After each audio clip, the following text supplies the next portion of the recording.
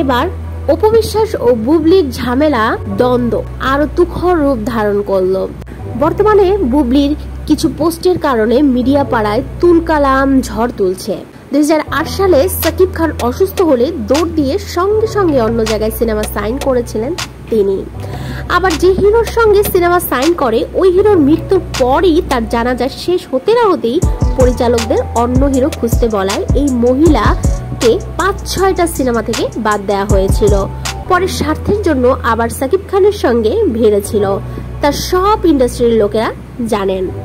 জয়া আপু, বিদ্যা সিনহা মিম, মারুফ ভাই, কাজী হায়াত আঙ্কেল থেকে শুরু করে উনি অনেকের সঙ্গে এফডিসিতে কি বেয়াদবি করেছিলেন এটাও নিউজ পেপারে কাটিং এ আছে। এমনকি বেয়াদবির কারণে মার পর্যন্ত খেয়েছেন তিনি। এইসব কথা বুবলি তার পোস্টে অর্থাৎ মিডিয়াতে জানায়।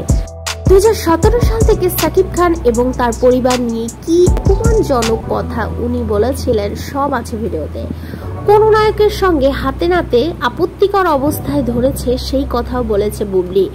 আরেক নায়কের সঙ্গে যখন আবার প্রেমের গুঞ্জন চড়াও হয়, যখন এই নায়কের সঙ্গে ওখানে কিছুদিন পর আর বলি হলো না, তখন সে বলল এরকম প্রেম কথা উঠিয়েছে নাকি ইচ্ছা করে। 2017 সালে এফডিসিতে যখন সাকিব খানের সঙ্গে ঝামেলা হয়েছিল তখন অপু বিশ্বাস সাকিবের বিরুদ্ধে ছিল। এরকম অনেকের সঙ্গে সেলফি হাহা হিহি করতে দেখা গেছে, যে কথা জানায় বুবলি মিডিয়াতে।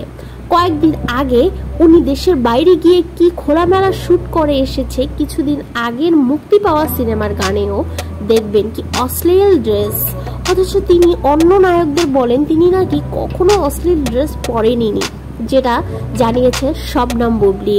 এই স্ট্যাটাস দ্বারা বুবলির রুচিশীলতা কি প্রমাণ পাচ্ছে আপনারা অবশ্যই কমেন্ট বক্সে কমেন্ট করবেন এবং কতটুকু সত্যতা তাও কমেন্ট করবেন। এরকম নিত্য নতুন আপডেট পেতে সবার আগে চ্যানেলটি সাবস্ক্রাইব করে পাশে থাকা বেল আইকনটি বাজিয়ে দিবেন। ধন্যবাদ সবাইকে।